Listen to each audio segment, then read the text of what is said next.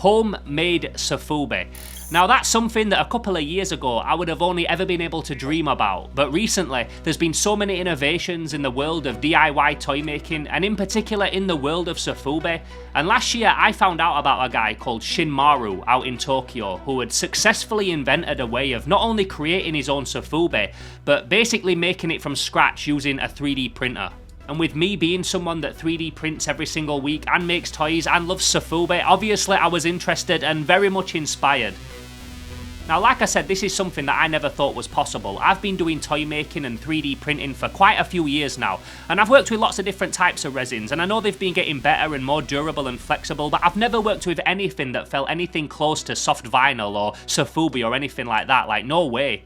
So towards the end of last year, I made an episode talking all about this resin and experimenting with it and trying to get my head around how it worked, and although in that episode I created some little caches and stuff and I kinda like figured out the formula of how to print this stuff because there's a whole learning curve involved, I really wanted to go off and try and learn the Sofubi formula and try and work that out for myself. Now since then I've been working hard in the background, working with these different resins, going through lots of trial and error, and I'm happy to say, after many tries and many fails, I think I might have finally cracked it. And not only that, along the way created a very cool new character to add to my toy collection, and maybe even yours. You'll have to stick around to the end of the video to find out more about that. But if any of that sounds like a bit of you, if you think any of that sounds interesting, if this is something that you would like to learn for yourself, then as always, sit back, make sure you're comfy, and get yourself ready for our brand new toy making episode right here on 1000’s TV. Let's do this.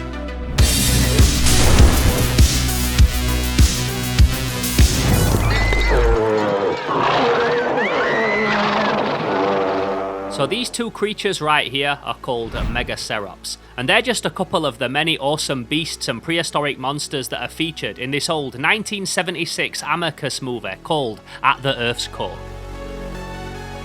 So this is a film with incredible art direction, it's got some awesome special effects, it's one of them that people don't talk about too often, but I've always thought it was an absolute banger. Now, although this movie is a goldmine for potential toy ideas, like it really is, for me, the Megacerops always stood out amongst all the other creatures, and the fact that they'd never had a toy of them made before kinda always made me feel like maybe that's something that I'll look into at some point. So I've always thought the design of these creatures were awesome, but the first time that I saw them wasn't even in the movie, it was in this book, this very book, the Illustrated Dinosaur Movie Guide, and I must have only been about 12 or 13 at the time, but I remember seeing this picture of these two creatures facing off about to duke it out, and it always stuck with me, which is saying a lot, because in terms of monster movie imagery, this is a book that's full of real classics. There were just something about the way that they looked, like a warthog or a boar mixed with a rhinoceros, but were also guys in suits, stood upright, looking like something from a Subaraya production, and I did even find out later on that the Megacerops was an actual creature that once existed, but the ones in this film are obviously based in fantasy, and it's that design that I thought would be awesome to take a little bit of inspiration from for my first ever Sofubi figure.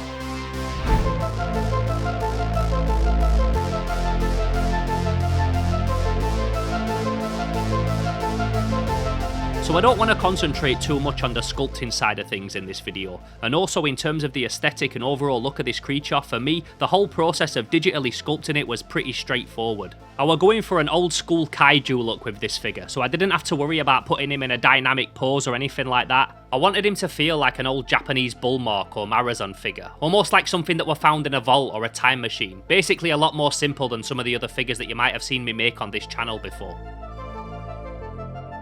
So other than trying to get the face right, which did take a little bit of tinkering, after a couple of nights of working on this thing on and off between projects, I was left with something that I was very happy with, and although not an exact replica, because I didn't want it identical, still felt like a nice homage to the original At the Earth's Core creature that inspired it.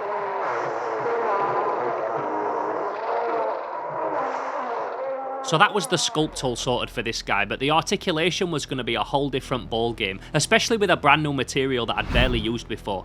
Now I've put together a hefty amount of Sofubi over the last couple of years, so I like to think I've got a fairly good understanding of how soft vinyl articulation works now. It had though been a good 11 months since I'd put one together, so with that in mind, before I jumped in and started trying to wing the articulation on my new toy, I decided to find out a piece of Sofubi that I'd got that was yet to be assembled, just so that I could quickly refamiliarize myself with how it all works. So in terms of the articulation on a Sofubi piece, it's very different to a normal action figure or what you might have seen me create on the channel before. And as you know, I'm often exploring different ways of articulating action figures. So this is one that would be really nice to try and master so that I've got it for all my figures moving forward. Now this piece was given to me by my friend Vega Relics, who is the guy that I collaborated with on the Turgo Sofubi that we released last year. And he gave me this and I never actually put it together. And I thought, what better time to put it together than now in this video. And I can also show you the articulation style and how things have to be made and how the flash has to be cut and stuff in order to create something that feels like Sofubi. Now the Sofubi, the ResiFubi that I want to create in this video is only a 5-piece figure. It's a lot more simple than this. But the articulation style will still be pretty much exactly the same. So some parts are like a hole that you heat up with a heat gun and then you cut out, and then other parts are like that. They kind of funnel out almost like a fan, and you heat that side up with the heat gun and then that pushes into that part of the Sofubi.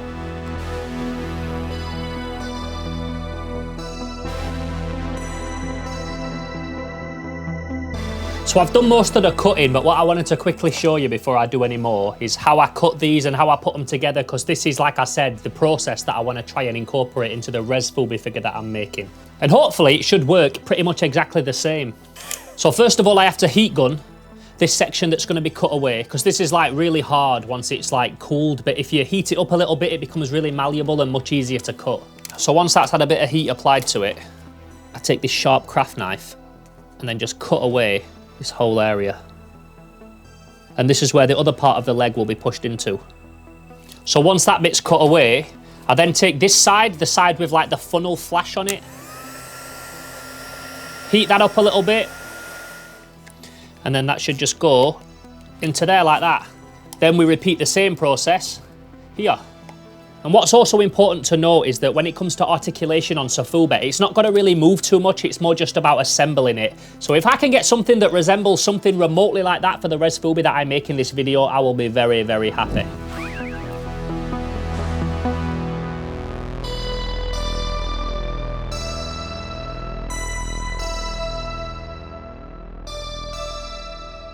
So after putting together the Vega Relics crab, which is a very beautiful and super impressive piece by the way, I jumped back on the iPad and started working out a rough idea of how the articulation and the arms and the legs should be. Knowing that I were probably going to have to make some adjustments later on, but just so I had something, because time was ticking on this project and I really wanted to start thinking about getting it printed.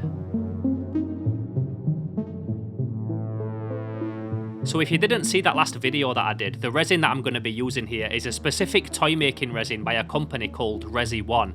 Now these guys do an awesome range of different types of resins depending on what kind of toy you're making, and in the last episode I experimented with a black rubber-like flexible resin called F69. Now since I did that episode, I've had a lot of correspondence with Shinmaru. He's been very helpful and he's advised me to actually go with a 50-50 mix of both F69 and another resin called Tough 74, which is more like an ABS resin, so that I'd get something that's still flexible but also strong enough to withstand all the hammer that it were going to go through later on when I was putting the toy together.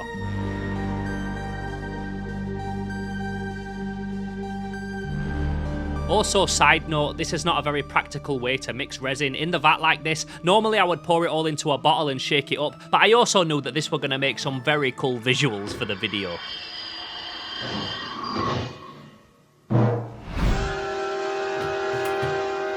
So this very first initial test print definitely taught me a lot. Half of it was fine, half of it wasn't, but with how temperamental this resin can be, I was basically just winging this whole thing as I went along. I was also very much prepared for bumps in the road, so when I saw that this first one had half peeled off the plate, I wasn't too surprised or disappointed.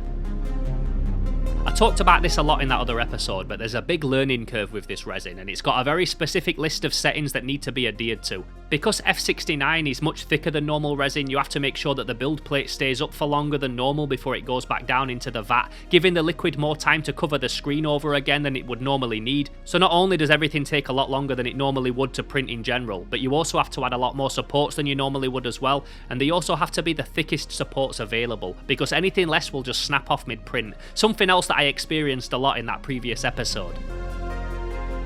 Not to mention I was also mixing together two completely different resins with different settings, so I had to find a way of kind of meeting both those numbers in the middle, so that in itself was a whole thing. I was also printing this guy completely hollow with drain holes in various places so that there wouldn't be too much suction and pulling, as that's something else that can lead to problems like the object peeling off the bed. And on top of all that, it's also been super cold here in the north of England, like nothing but snow and rain and freezing temperatures for the past few months, so it could have literally been that everything else was fine but the temperature dropped too much overnight and that's why it didn't work.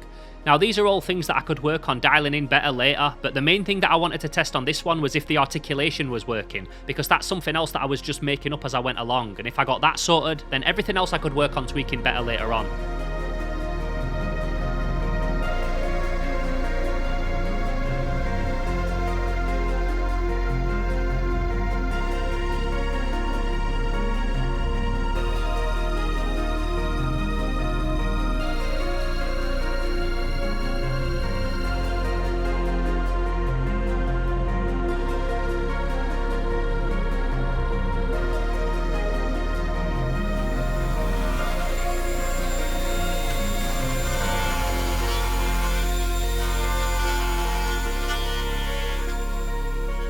So the first attempt was definitely an interesting one. The body, as far as I'm concerned, turned out pretty perfect. There's not really any qualms that I've got with how the body came out. Obviously, I mentioned the problem before with his legs and how they'd been pulled down from the base, so they were ever so slightly warped. And as you can see, I did manage to get the legs in anyway, and they sit okay. Just as kind of like a dry run, just to see if the flash and the articulation worked. And it snapped a little bit, just because I don't think I added enough flash inside, enough of like a funnel to catch the inside of the body. So it kind of like 50-50 worked. The body is pretty much fine. It needed a bit of sanding and stuff, but that's okay. I always have to sand stuff when I print it. So what I've got to do now is go back to the iPad, adjust the articulation, extend the flash on these a little bit, maybe make it a little bit more tapered. It will make sense when I do it. But yeah, very, very happy so far. Mixed results, but very, very successful in certain areas, and that's what I like. I've never done this before, so they were always going to be a bit of back and forth and trial and error.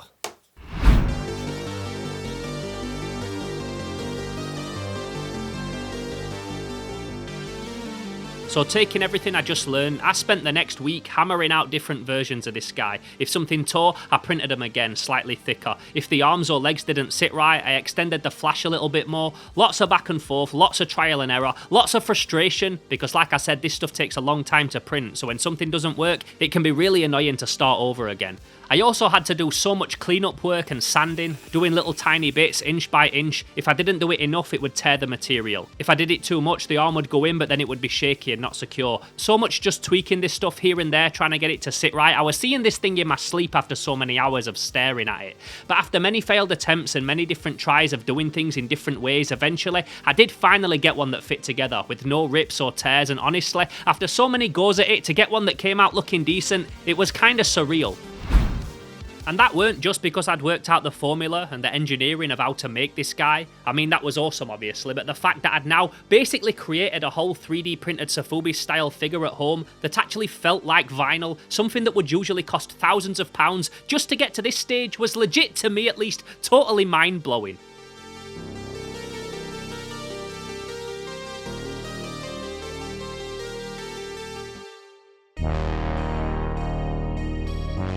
Now this was just the first part of creating this guy. There was still lots of kinks to iron out. Like I said, I had to do lots of sanding and adjusting to get these arms and legs to fit right, and that's something that I didn't want to do every time that I made one.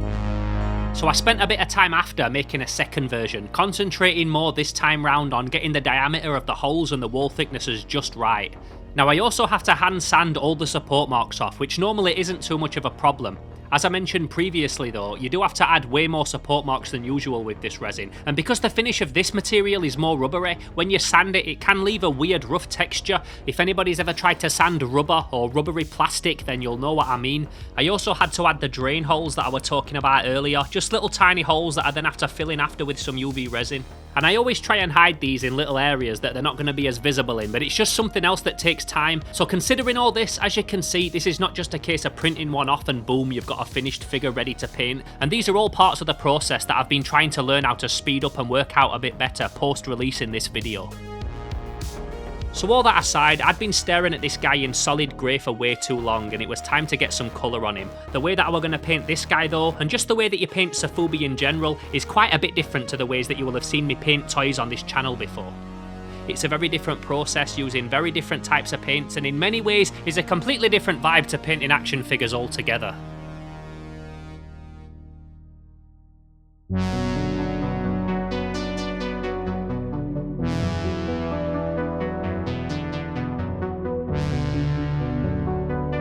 Now I've covered Sofubi many times on this channel. I've looked at lots of different pieces by various different artists over many different eras, but something that's usually always consistent throughout all the different types of Sofubi that I've covered is the style of paint job that they have. And I talked a little bit about this when I was out in Italy painting the Turgo Sofubi, but the style of paint job, the aesthetic of a paint job on a Sofubi figure is usually like a bit rough and ready, purposely a bit rough and ready.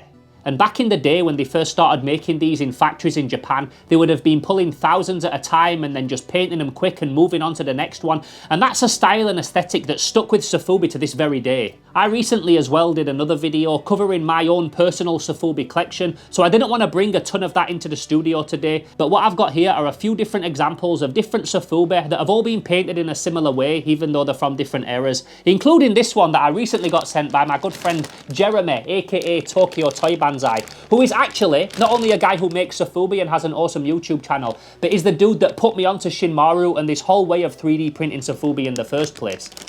So this figure is a re-release of an old Sofubi figure made by the legendary Japanese toy company Marusan, who my guy Jeremy is close friends with, so they released this figure together as an exclusive Tokyo Toy Banzai colorway, and as you can see, it's very, very beautiful.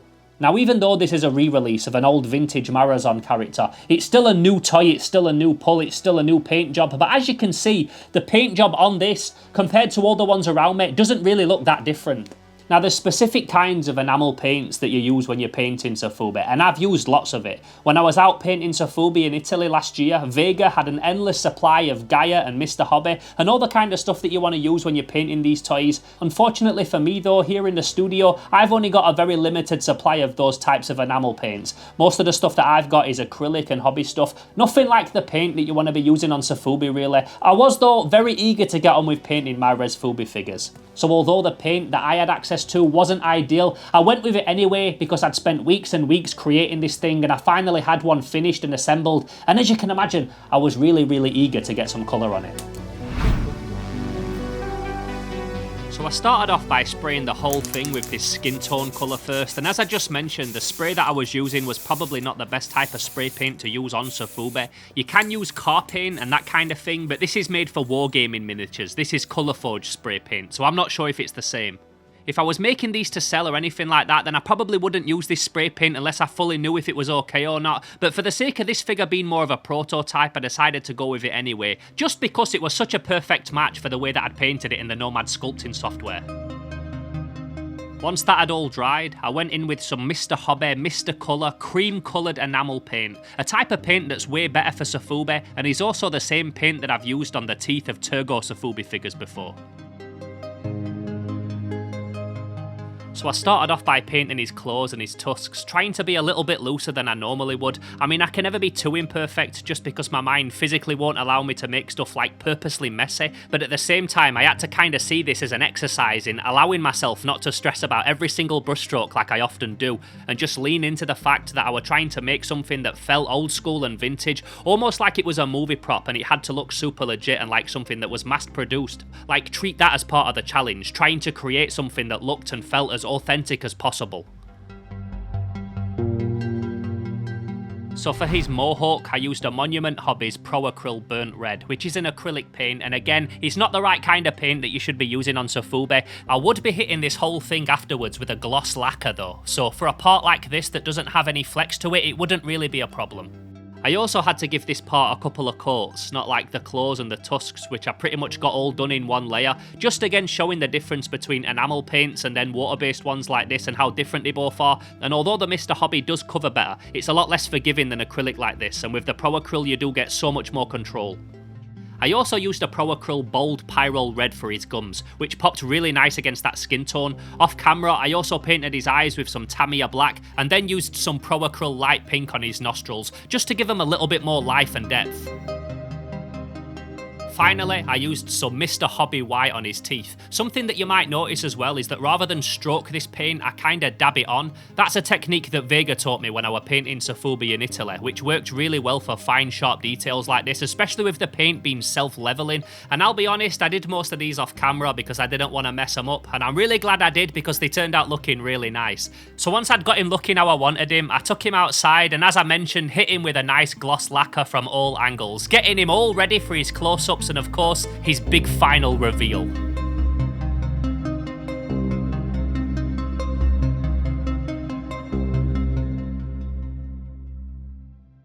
So before I get to the final reveal, I just want to say first of all a big thank you to everybody that's made it here to the end of the video. I know that I went in a few random directions when I was trying to explain like how I'm doing this, and I still feel like there's so many different little intricate details that I didn't cover enough or didn't speak about, so hopefully I'll get to them more in future videos. But if you enjoy the stuff that I make here on Slimehouse and you want to help support it, then the best place to do that is over on Patreon. This video took me like 3.5 weeks, 4 weeks to put together, and I would have never been able to do it and put so much research into it and do so much trial and error and that kind of thing if I didn't have Patreon support. It just wouldn't happen. I put all of my time and effort into Slimehouse. Like, I live and breathe these videos. It's all I do. All I do is make videos and think about videos. So the only way that I can do that is by the people over on Patreon, and I'm so grateful to the Slime Renegades and the Slime Alliance members that continue to support me every single month because, yeah, like I said, without them, these videos would not exist in the form that they do. There is also some perks to joining my Patreon. You get your name on the videos, you get access to my Discord, you also get exclusive access to some of the STLs of the toys that I make on this channel so that you can print your own. And when I do production runs and put toys out for sale and stuff, I always try and give the Slime Alliance members first access as well. But fundamentally, perks aside, there's no way that I could keep this channel going if it wasn't for the Patreon. So if you like what I do here at Slimehouse TV and you want to see it continue, then head on over to patreon.com/SlimeHouseTV and consider signing up because, yeah, it's so helpful. It's the reason that Slimehouse exists, and it's the reason that I'm able to constantly make Slimehouse and this brand and what I do here at the channel bigger and better than ever. But with all that out of the way, without further ado, let me get to showing you what I've been working on in this episode, because I am so pleased with this guy. So there he is. There's the final reveal. And honestly, I'm absolutely mind blown how well this came out. Like, sculpt aside, because I was happy with the sculpt and that kind of thing, that was only the first part of it, obviously. I had to get this thing 3D printed, I had to make sure that he all fit together, his articulation worked and stuff, but I am so pleased with how he came out, and looking at it now, finished, after making Sofubi in factories before, and then now seeing that I can make one in my house when I want to make like a low run of Sofubi, it's just absolutely incredible. Obviously, you saw me paint this thing, but I did a little bit of airbrushing on him after and stuff. I tried to do it on camera, but it was putting me off, so I put the camera away, and I airbrushed like a little light brown all over him. That was Dan's idea. Dan does. I was talking to him about it, and I thought it looked a bit plain, so I airbrushed a bit of brown down his arms and on his chest, and I just really think it makes it. The gloss lacquer as well really gave it a nice shiny finish, but all that aside, like painting and stuff aside, because we've covered that lots of times on this channel, to have something now that feels like Sofubi and can be squished and moves around and doesn't fall apart and stuff, like, I just can't get over how good this looks. As I talked about in the video as well, this was the second one that I made. I did have a first one that wasn't perfect, but after a little bit of tweaking, I got him to sit right as well, and I also painted him in a completely different style, so check this dude. So this one, I went for a real like modern day Sofubi look with it. When we look at this guy, he's more of like the traditional Bullmark Marusan colours, like the old browns and muted tones and stuff, but this one I wanted to go real heavy, like contemporary Sofubi with it, and I think it looks so good.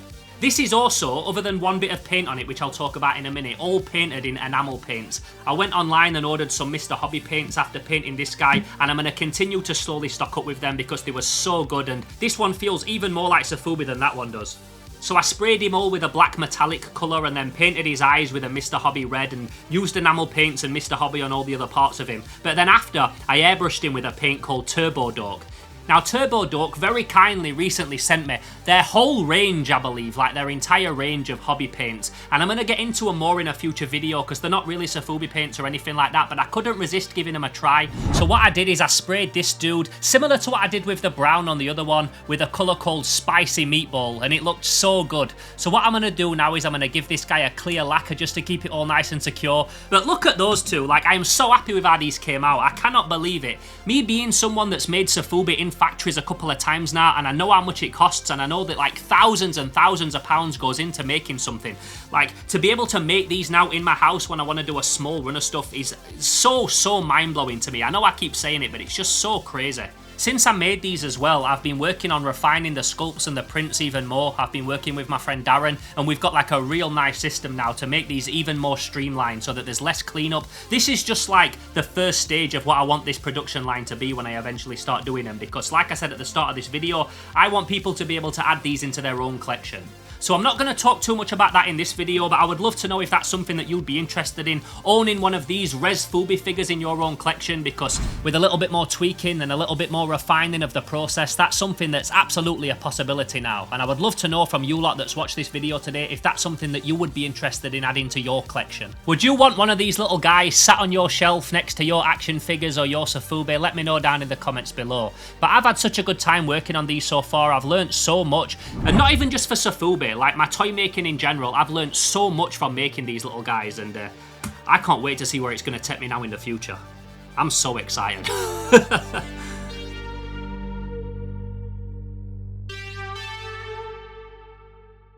If you enjoyed this video today, if you found any of the information helpful, or if you just enjoyed hanging out with me and watching me while I did my thing, then please don't forget to give it a like, and if you haven't already, consider subscribing to the channel. If this is your first time here, I'm Theo Kane, this is Slimehouse TV. I try and do videos every single week, and they're always retro toy themed, or Sofubi themed, or toy making themed, so if you liked the vibe of this video, then you're probably going to like the other content that I drop as well.